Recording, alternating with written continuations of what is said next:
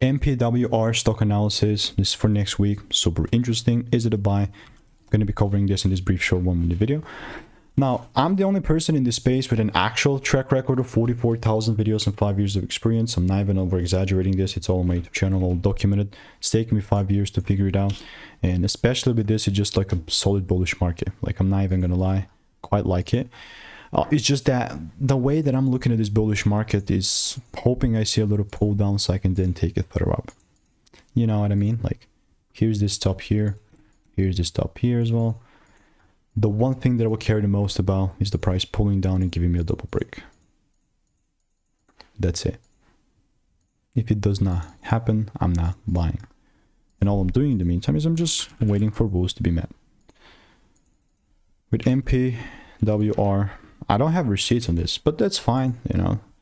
It's just that not everything's supposed to be but just straight up. Timing is a crucial point, and that's my idea. It's not financial advice. Goodbye and enjoy. And if you want free shots, click the first link in the description. Very juicy.